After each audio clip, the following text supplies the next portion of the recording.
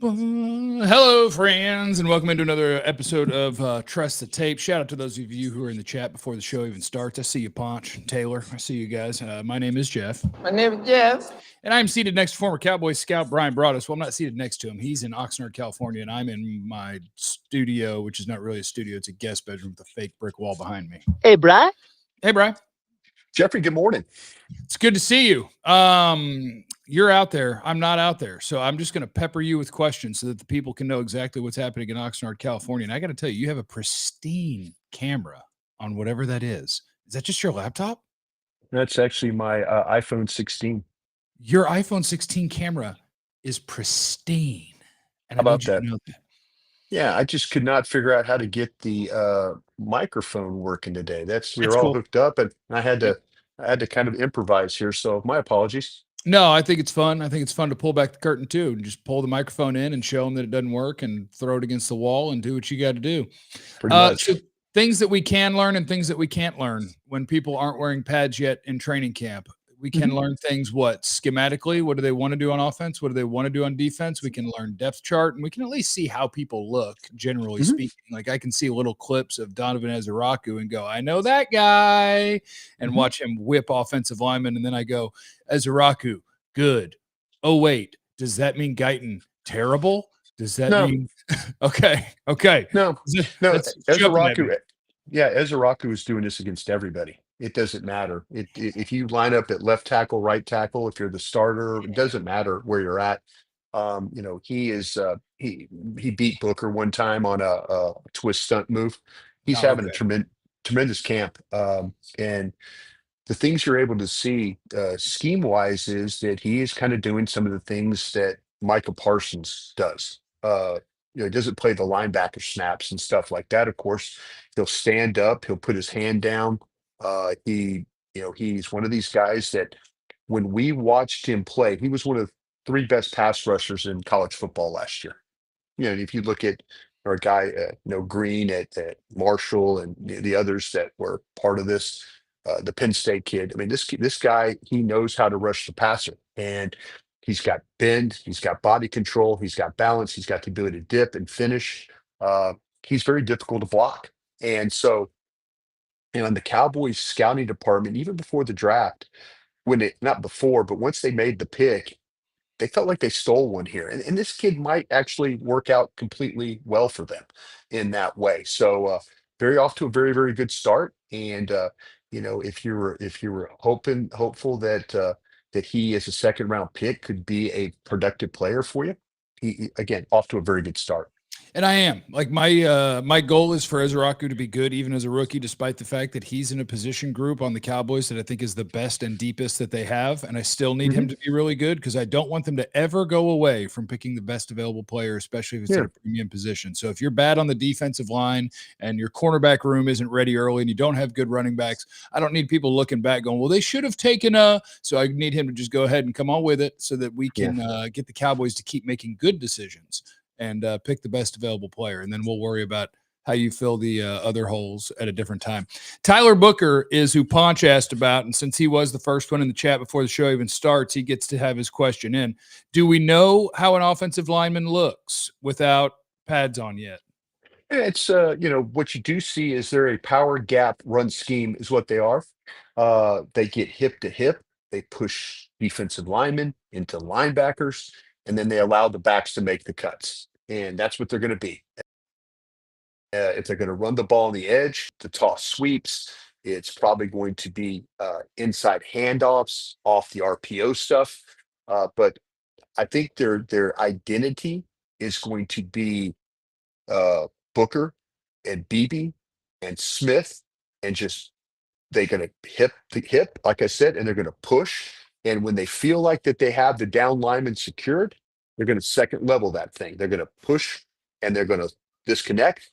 And then so again, a couple different times yesterday, they were able to do that. Booker got onto Sanborn one time that way.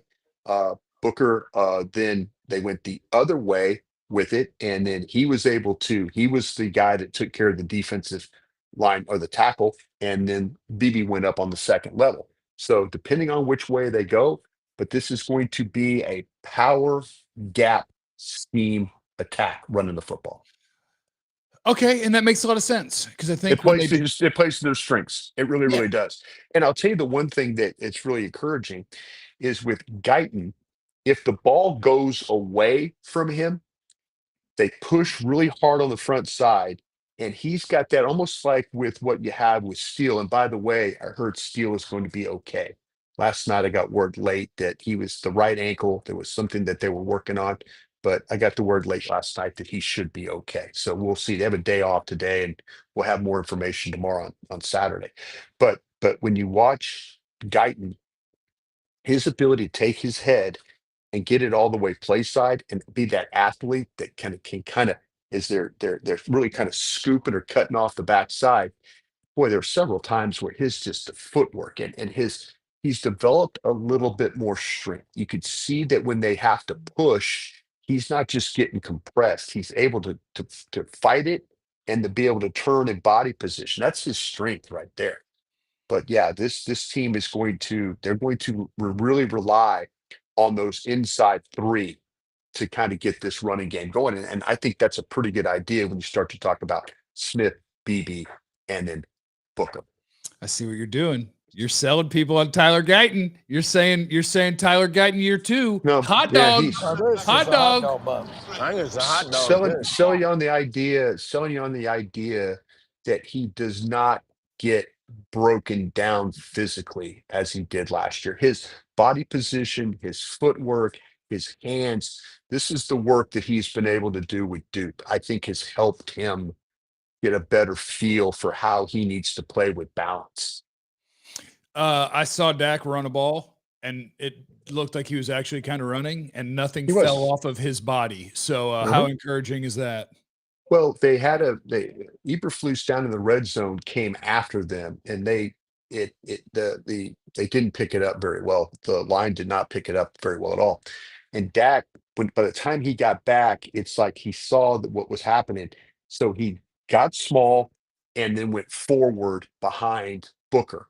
And there was a little bit of a gap, a little crease, and he was able to kind of burst through there. And of course, red jersey, don't hit the quarterbacks. He probably would have had a 5-6 yard gain getting out of trouble. But yeah, it was get small, push forward off that right leg, and then get up into the line of scrimmage and see if he could get out of there. And he was. He hasn't been pulling the ball in the RPOs like Joe Milton has. Joe Milton is a read it, and pull it, or get it guy. He's not. There's no in between with him. And when Joe Milton yesterday, he made one of the best plays of the day. He pulled it, and Tyrus Wheat said, nah, not today. So Milton tried to beat him to the corner, and Wheat was able to play in space. On the backside, you got Turpin screaming across the field, and with Hall in tow, and Milton just stops and slings it sidearm right to Turpin, threw it right perfectly to Turpin. He was able to get out of bounds. So what could have been a negative play on an RPO run turned into actually a very smart play by Joe Milton of being an athlete, and then also Turpin not quitting on the play. We had 5 offensive linemen playing with discipline, not downfield by the time he threw it. We're not catching a penalty on that one, Brian. Man, I think we were okay. Those officials, I didn't see any flags on the play. It was okay. Now I do need you to know. Play. I need you to know that you have to be a little bit appreciative that I extended you the courtesy of allowing you to talk Joe Milton. If I say the words Joe Milton, Jesse Holley walks off the set. He's just like, no, don't you? And obviously, you're not going to talk about Joe Milton in terms of like quarterback competition. You're just observing practice. Yeah, I'm just watching practice. And, if they're going to run RPO plays, and Joe Milton will pull it and run. My man can get to the corner. He is an athlete. I mean, I thought it was just super impressive that he could run full speed and just stop. And then all of a sudden just set up and then get it underneath, Wheat right there in his face. And then, like I said, give Turpin credit, not normally known as a wide receiver guy, but I tell you, he's making some plays. He's showing wide receiver tendencies that can put him in there in that 11 personnel stuff and let him work. I think he's going to be your Wildcat quarterback, by the way. You think they're actually going to run it some? I think they're going to run Turpin as the Wildcat quarterback. That'd be my prediction. Okay, we could do a little Wildcat action. I like that. Multiple people have asked about Christian Wilkins, who got cut by the Raiders. They cut a guy Yeah. who they owe like $56 billion guaranteed. So they're about to go to war with the NFLPA, which means that they think that they have a really good case and that he's ignoring them and not doing what he needs to do to be ready to play football. And Conduct detrimental. Yeah. and his foot is jacked up. So Mhm. we have a needed defensive tackle. There's a name that people know, so I have to bring it up, and I have to ask you, Christian Wilkins. Yeah, when I get done with your show today, I get to take a peek at Christian Wilkins. So I'm going to go see what kind of player. I think he could play the 1 and the 3. I don't think they're going to play with the traditional one technique here. I just don't. I think they're going to play. I think they're going to play with a combination of threes and maybe a 1. Maybe you'll see King Bisote. Maybe you'll see him play some one technique. I think Jay Toa is going to play some one technique. We'll see. But I don't think they're going to have. It might be those are big body guys when they want to try and play that way. I just don't think they're going to do it though very much. I think they're going to play with a team that's going to light up front, but they're going to play with gap control. They're going to try and slant. They're going to try and make do with what they have right now with some of their quickness and some of their speed, and not go toe to toe with some guys. They played it 2 days ago and had some success. Dallas had run the ball the first practice pretty well against their defense. The second day, not so much. A little bit more slant front, a little bit more gap control, a little bit more gap integrity. Start as a 3 technique, end up as a 1 technique, just slide in the front. I think that's what we're going to see from this team without a traditional nose. Now, since I'm not there yet, Brian, I get to be the guy who is just watching what John Machota tweets. Okay. So I watched Tyler Smith send Mazy Smith about 47 yards from. It's easy to beat up. It's easy to beat up on Mazy Smith. It is. It really is. And he's, when they run the ball inside, they're inside guys. This is where I talked about getting guys up on linebackers has been really, really, really good. But they've secured down linemen. Like I said, they get hip to hip and they push and they try. And Mazy at times has not been very, very good at that point of attack. There's been times where we've seen like with the other tackles, and then the combination of also working, whether with Murray was involved in day one, or then even Damone Clark clogged up a couple of runs yesterday. He's looked much better. So yeah, it's easy when the ball is run inside. It's not just Mazy. Both the 1 and the 3 are getting worked, and they're getting a linebacker. They're getting a lineman up on, because we've seen some cuts. I mean, we've seen Sanders and even Deuce Vaughn, some explosive plays where it's like it's a push hard to the right and then a violent cut going back to the left, or it's a keep it pressed and just make a cut off BB through the center. But when they run the ball, they control those 2 inside guys and get somebody up. All right, Brian. So I'm bringing back something from a few weeks ago. Deuce Vaughn, last chance or Crossroads. no chance? Crossroads. I mean, clearly a crossroads. Is there a role for him to make the team? Like if he's not carrying the ball a bunch on Sundays, they got him. They got him as the 3rd personal protector on the punt team right now, is what they've got. So to me, he's going to try and play some special team stuff, and we'll see how it works. But Deuce, when there's space to run, and he can make this cut, this scheme is conducive to how he could play. But if you get push and you're able to get established maybe a yard beyond the line of scrimmage, this is where Deuce Vaughn has some success. Press it, cut it. Press it, cut it. That's where he's shown up some. He's been pretty explosive. Him and Sanders have been 2 of the most explosive guys carrying the football. And so you mentioned earlier, because there were questions in the chat, hello chat, about Cavante Turpin and the offense. And you mentioned Wildcat quarterback. You think he's going to have a big role on the offense in a couple of different ways? Oh yeah, absolutely. They're going to throw him screens. They're going to throw him the ball down the field. They're going to put him in the slot. I mean, he's shown he could be a capable wide receiver. He just doesn't look like an ideal wide receiver. He doesn't have size. He doesn't have length. He doesn't, but there are plays that he will make that are like contested plays down the field. He made a nice little adjusting catch. I mentioned the one with Joe Milton, him just taking it all the way across the field and finding ways to get open. He plays with a lot more. He plays with a lot more receiver savvy than probably one would give him credit for. Yeah, I love that. They hand him the ball. They hand him the ball in the Yeah. backfield. They put him in the backfield. It's a 6-yard gain every time. He's their outside run guy. He's their like just but they hand him the ball, they're blocking, and the next thing you know, it's 6 yards down the field already. That's because a lot of receivers are better running backs than running backs. I'm just gonna tell you, Brian. I'll tell you what, they're getting some good blocking on the edges. Those dudes have done a nice job. Hey. It just hasn't been like the Mingo factor. I mean, Pickens, all these guys try and get in the way. They Love really that. do. What have you seen from the linebacker crew so far? I know you are one of the people who thinks that they've got a chance Well, yeah. to not be a weak link on this thing. Well, I'll tell you what, I mentioned Damone Clark, and I'm not saying this because he's my LSU brother, but My guy. he was a very much like a Deuce Vaughn, crossroads type of a player. Which path is he going to go? Is he going to go?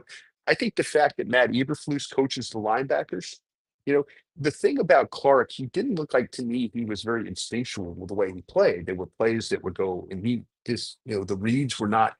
But man, there's been some stuff in pass coverage. There's been some stuff where he's been around the ball, hammering it out, creating turnovers, knocked the ball out of Williams' hand to create a turnover on the open field. Uh, Jack Sanborn moves around very, very well. A couple of times he got caught up on what we're talking about, those good runs when they blocked the linebackers. He got caught up on one that time. Leofau has been a guy that's played much better, I think, in pass coverage than he has with the run. Not saying the run has been terrible. Murray, I thought, started off until he left the camp to go be with his child. He was having some good awareness practice where he sees it, he gets over, he tags off. That's kind of where you kind of hope. When he wasn't in the lineup, they were having to go with Clark and Leofau and Sanborn. Those were the guys that they were rotating it through. But those the main starter guys have been adequate right now. With Clark showing a little bit as crossroads player, a little bit going on the right path. Do the Cowboys have more babies during camp than any other team? Or do I just not pay attention to the other teams? I feel like the Cowboys have a lot of babies during camp. It's one of those weird things where you don't think about when you're having a child. You're thinking like, okay, if we have this child, is it going to be during training camp? I know my son Bennett was born 3 days after the '04 draft. So it was kind of like, it was real kind of close kind of a situation. What is training camp? What's the math on this? Is this Halloween? Is that what we're doing? Seeing somebody in their costume? I went to school at LSU, so just do the math for me. Somebody in the chat, if you're having a baby at the end of July, what is that? 9 months. 9 months. Get that math. Get that math. Halloween. I think this is a Halloween situation. Halloween babies, yeah, for sure. Had a little turn up. The one guy who I think it's pretty important that he's able to play because of how far away it looks like, and you can probably update this, but how far away it appears that two potential starting corners are health-wise. Kaiir Elam's been a name everybody's keeping an eye on, and Kaiir Elam is a name that I've seen a little bit out there in camp. Is that a guy that looks like a capable NFL starter to you? Well, he's going to start. I think he's going to start Thursday against the Eagles, and I think Bland's going to be the other starter. We'll see what happens at the nickel. Right now, it's Hall. We'll see if Ravel, every day that goes by, I was told that Ravel is making progress, and he is, hopefully that they can get him. The thought was to get him to 100% and get him ready to go and practice when it's training camp. So it'd be nice to see him get out there. Carson has been a little bit up and down right now. There's been some times where he's looked a little overwhelmed, and there's times where he's back to having a confident player. So hopefully he continues to be more of a confident player than an overwhelmed guy. But yeah, if you had to say right now who the starters are against the Eagles that Thursday night, it's going to be Elam, Bland, and probably Hall. That would be my guess right now. Keemon Hall, all I saw was CeeDee Lamb catch a touchdown, and he pushed CeeDee, and CeeDee threw a ball at his head. Is he having a decent little start to camp? He's been okay. I mean, he's the one guy. The backup to him is McQuamu, and we'll see. But right now, in size there, a little difference. But I think overall, Hall has been very competitive. We haven't had a lot of those one-on-one periods, but there's been times where they've run 11 personnel, and the ball has not gone his direction. And so that kind of tells you that he's holding up okay. So one thing that I have seen almost nothing of that I can think of is any sort of storyline or big deal being made of any tight end on the roster. Is there a clear pecking Good order group. there? And what have Good we group. seen from them? Good group. Yeah, and it's not that. And if I had to wager money right now on the way it looks, Spanford is the number two. Ferguson's been outstanding, but all three tight ends have had moments where they've been very, very good. And it's not that Schoonmaker's, is struggling and having bad days and dropping footballs and all that. Yeah, he did get a ball knocked out of his hand, that would have been a turnover. But man, there's been a lot of turnovers in these practices. I mean, a lot of balls on the ground and You're stuff. saying the But quarterback can't read a defense, Brian? Is that what you're saying? a little bit. He had to ask Heelan what coverage he was in. Oh, He didn't see him. When Dak makes mistakes, what it generally is, what's the mistake factor? What does he usually do? I don't think it happens to him a ton, but I do think he'll get wonky and it'll just be like he totally didn't see someone is when he has his interceptions. Bingo. That's it. He didn't see Elam. He didn't see him. And when you watch a Dak Prescott interception, there's generally something that pre-snap that he didn't see or he didn't anticipate Elam or the corner or the linebacker dropping into that area. And all of a sudden he's thrown into that area and he's like, oh damn. And the Yep. ball is flying out of his hand and it's a pickoff, and here we go. When Dak Prescott's bad throwing the football, it's usually because he did not see the defender, which means he didn't pre-snap read the defense correctly. And for a 10-year vet, Yeah. it's a little bit of trouble. But yeah, it's the secondary as a whole, though. I mean, they've battled. They really have battled pretty well. They've, like I say, they've had some interceptions. They've had some pass defense. Booth made a play the other day. The play that Pickens caught the cramp in his calf when he went down, and we were all like, "Oh, geez, here we go." And but it was a good play by Booth along the sidelines to knock the ball away. So yeah, they're trying to. This pass rush though is very good. But I mentioned the tight ends. I'm sorry, I was going back. I lost my Oh train yeah. of thought. Yeah. The tight ends though, as a whole, been a pretty good group, especially the top three. Okay. I like that. And how often do you think, because we're hearing a lot about a bunch of different wide receivers, and now you're naming at least two tight ends. Like, is this going to be a team that runs a decent amount of two tight end, do you think, or you think they're I more think so. wide open? I think so. I think when we talk about power running schemes, I think Hunter Lipke could be your third tight end kind of guy. I think you can see him. Right now, you're getting Ferguson, Spanford, and Schoonmaker, and then with Hunter Lipke, they might get in 12 personnel, and then Hunter Lip. Well, I guess it would be it'd be 22 personnel, two back, two tight end, and then Hunter Lipke playing like as a move guy. But you see, there's some things that Kyle Juszczyk elements. Like I say, the two-man screen, we've seen before where it's back behind Juszczyk screen, and then they create that space. And so I think they're stealing some ideas from San Francisco a little bit on that. But I think that Hunter Lipke will be used as the fullback and extra tight end if they have to. Do you think that Brian Schottenheimer is going to end up being a guy that we look at and we go, oh, he's a really good offensive coordinator?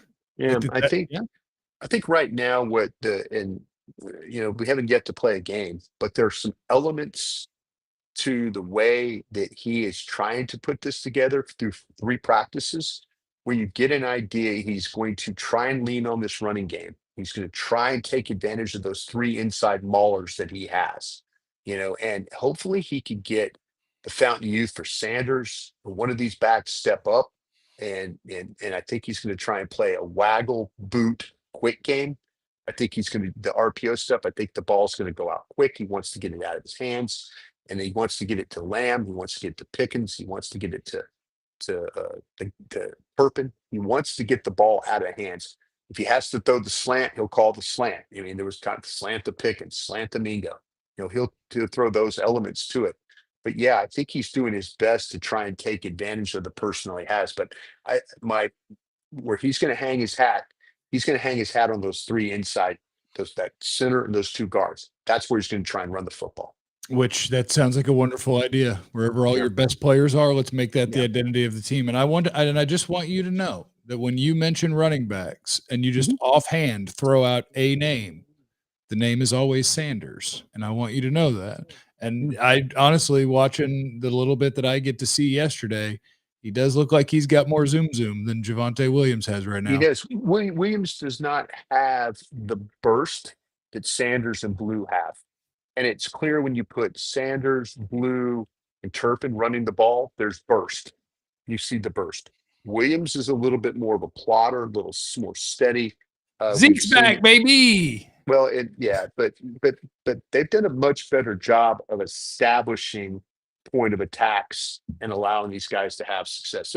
There's been few plays where it's been tackles for loss, but it's tackles for loss because Fowler shoots inside or Williams shoots inside and beats a block.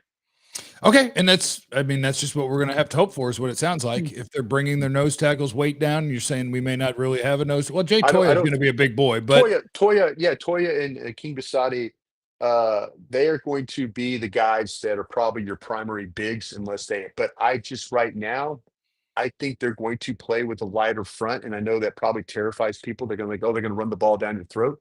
But if you play, I've seen Mike Zimmer do this with when we were playing with Dat Wynn and Dexter Coakley and Leroy Glover. You move the front. You move the front and you move the front one way, you fill, so you cover all the gaps. You just try and throw blocking schemes off that way. Now, there's a chance when you take that gap, you could get shoved down inside. And we've seen him get shoved and then the ball come behind. But I've also seen him take a gap and then stop it up. And that's the first day they struggled. Second day, they played really good run defense. Yesterday was kind of a mixed bag for them. Brian, you're a beast. Everybody make sure that you follow the Crown Global Media YouTube page. I looked at it this morning. What are we creeping up on 5,000 subscribers already? So make sure that you're following. That is Brian's new venture, and it's going to grow into a monster, and you need to be a part of it from the beginning. So Crown Global Media on YouTube. Make sure you're following it with Brian, and we'll keep catching up with you in training camp, Brian. Thank you. Thank you, man. Appreciate that. All right, everybody, have a wonderful day. I'm going to go to work now. Brian's going to go to work in a little bit, even though he just worked, and then I'm sure he'll work again some more when he's done working. My second show already this morning. And you haven't done your show yet or your other show yet. I got 2 more shows to do. Yeah. All right, everybody. Remember, you have no idea what anybody's going through, so pray for Brian.